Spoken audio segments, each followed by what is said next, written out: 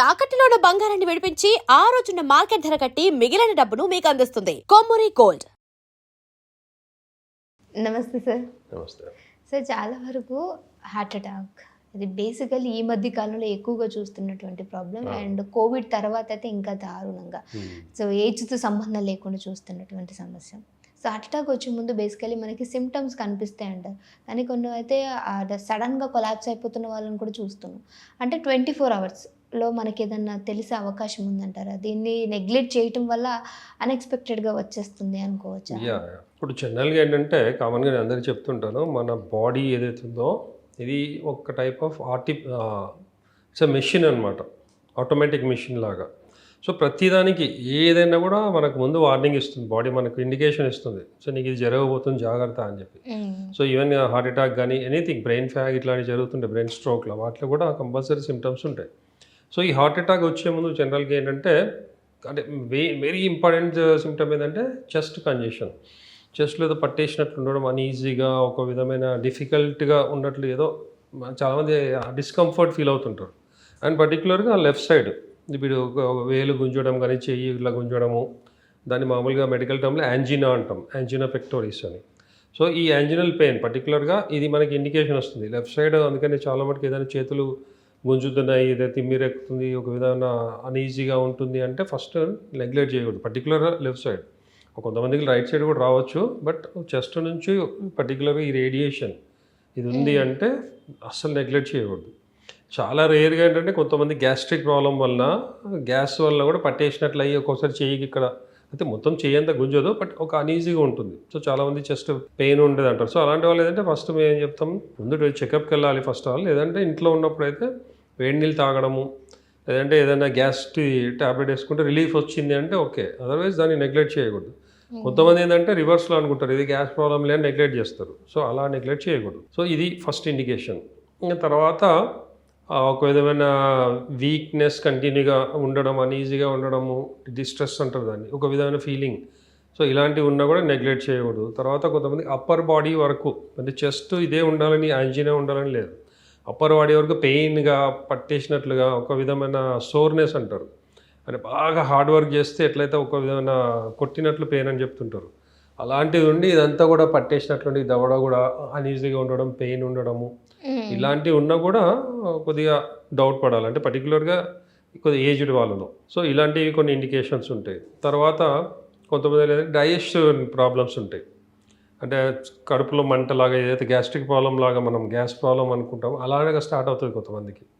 అలా వచ్చి ఇంకా ఆకలి లేకపోవడం కానీ, లేదంటే మంట రావడము, ఇలాంటివి స్టార్ట్ అవుతాయి. సో ఇలా ఉన్నా కూడా నెగ్లెక్ట్ చేయకుండా చూడాలి. తర్వాత కొంతమందికి దడ ఉంటుంది, దడ వచ్చి వాళ్ళకి ఆయాసం లాగా, అంటే కొంత చిన్న చిన్న పనులకి, మనం ఇప్పుడు రన్నింగ్ చేస్తే ఆయాసం అనేది కామన్. ఇప్పుడు 4 స్టెప్స్ మెట్లు ఎక్కారు, కొంతమంది 4-5 స్టెప్స్కే కొద్దిగా ఆయాసం పడుతూ ఉంటారు, లేదంటే కొద్దిగా నడవంగానే. ఇంకా కొద్దిగా సివియర్ కండిషన్ లేదంటే మాట్లాడుతుంటే కూడా, వాళ్ళు మాట్లాడుతుంటే కొద్దిగా గ్యాప్ ఇచ్చి మాట్లాడడం, లేదా డీప్ బ్రీత్ తీసుకొని మాట్లాడడం చేస్తుంటారు. సో అలాంటప్పుడు కంపల్సరీ సంథింగ్ ఈజ్ రాంగ్ అని చెప్పి ఇమ్మీడియట్ చెకప్ చేయాలి. సో ఇలాంటివి నెగ్లెక్ట్ చేయకూడదు.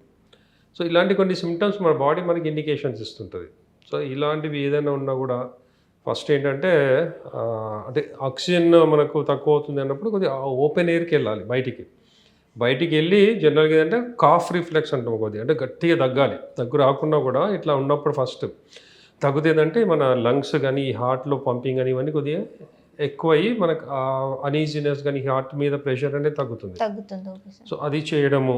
ఇంకా జనరల్గా ఎవరైనా అన్కాన్షియస్ అయిపోతే సిపిఆర్ చేయడం, అవన్నీ డిఫరెంట్. బట్ ఎవరికి వాళ్ళు చేసుకోవడానికి బెస్ట్ థింగ్ ఏదంటే కాఫ్ గట్టిగా తగ్గాలి అనమాట. తగ్గితే ఇమీడియట్గా ఆ బీటింగ్ కూడా ఇంప్రూవ్ అవుతుంది, ఆక్సిజన్ లెవెల్స్ పెరుగుతాయి. పర్టికులర్ అవుట్ సైడ్ ఓపెన్ ఎయిర్కి రావాలి. ఇప్పుడు మన క్లోజ్ రూమ్లో ఉన్నప్పుడు, ఇలాంటివి ఉన్నప్పుడు బయటికి వచ్చి, ఒకవేళ ఏదైనా పొల్యూషన్ ప్లేస్లో ఉంటే కొద్దిగా ఫ్రెష్ ఏరియా అట్లా రావాలన్నమాట. ఇక చూసి ఇది చేయడం, కొద్దిగా వాటర్ తాగడము, అండ్ డీప్ బ్రీత్ తీసుకొని మెల్లగా గాలి వదలడం, ఇట్లాంటివి కొన్ని చేస్తూ ఉండాలి. సో కొద్దిగా వాళ్ళకి డౌట్ఫుల్ ఉంది అంటే ఇంట్లో వాళ్ళకి ఎవరికైనా చెప్పి ముందు డాక్టర్ దగ్గరికి వెళ్ళి వాళ్ళు చెకప్ చేసి, ఫస్ట్ స్టెత్తో చెకప్ చేసి తర్వాత సో అట్లా కొద్దిగా ఏజ్డ్ వాళ్ళు. ఇప్పుడు కోవిడ్ తర్వాత ఎక్కువ ఎందుకంటే చాలామంది ఏంటంటే ఈ వ్యాక్సిన్స్ వలన కూడా కోవిడ్కి ఏదైతే వ్యాక్సిన్స్ ఇచ్చారో దానివల్ల ఏంటంటే బ్లడ్ అనేది కొద్ది థిక్ అవడము ఇలాంటివి జరుగుతున్నాయి. సో దానివల్ల కొంతమందిలో బ్రీతింగ్ ప్రాబ్లం వచ్చి సర్క్యులేషన్ ఎఫెక్ట్స్ అయ్యి క్లాట్స్ రావడం కానీ బ్లాకేజెస్ రావడం జరుగుతుంటుంది. సో రెగ్యులర్గా రొటీన్గా కొద్దిగా ఉన్న వాళ్ళంటే వాకింగ్ చేయడము, బ్రీతింగ్ ఎక్సర్సైజ్ చేయడం కూడా రెగ్యులర్ చేయాలి. అండ్ ఇలాంటి ఏమైనా అన్ఈజీగా వస్తుంది కొద్దిగా ఫ్రీక్వెంట్గా అన్నప్పుడు out side foods, oily foods, bakery items, soft drinks ఇట్లాంటివి మ్యాక్సిమం అవాయిడ్ చేసేయాలి. సాల్ట్ తగ్గియాలి. అండ్ కొద్దిగా లిక్విడ్ డైట్ ఎక్కువ తీసుకోవడం, వాటర్ ఎక్కువ తాగడం, తిన్న తర్వాత స్లోగా నడవడం, తినంగానే పడుకోవడం, కూర్చోవడం చేయకుండా ఇట్లాంటి కొన్ని జాగ్రత్తలు తీసుకుంటే అండ్ డైట్లో కూడా వీలైనంత ఏంటంటే బ్లడ్ సంబంధించినవి, బ్లడ్ సర్క్యులేషన్ పెరిగేవి మనకి దానిమ్మ ఉంది, బీట్రూట్ ఉంది, వాటర్ మెలన్, నల్ల ద్రాక్ష ఇలాంటివి ఏవైతే మనకు బ్లడ్ సర్క్యులేషన్ పెరిగి అదే సర్క్యులేషన్ బాగుందంటే ఏంటంటే ఆ థిక్నెస్ వల్ల బ్లాకేజ్ అవ్వడం ఇలాంటివి ఉండవు. సో ఇలాంటి కేర్ తీసుకోవాలి ఫస్ట్ ఆఫ్ ఆల్. అండ్ ఎక్కువ స్ట్రెస్ తీసుకోకూడదు. టైమ్లీ స్లీప్ ఉండాలి. పడుకోవడం మంచిగా. చాలామంది అంటే ఏదో ఆలోచించుకుంటా ఏదో టెన్షన్లో పడిపోయి లేదంటే ఫోన్ చూసుకుంటూ టీవీ చూసుకుంటూ నెగ్లెక్ట్ చేస్తుంటారు. అలా కాకుండా స్లీప్ కూడా బాగుండాలి.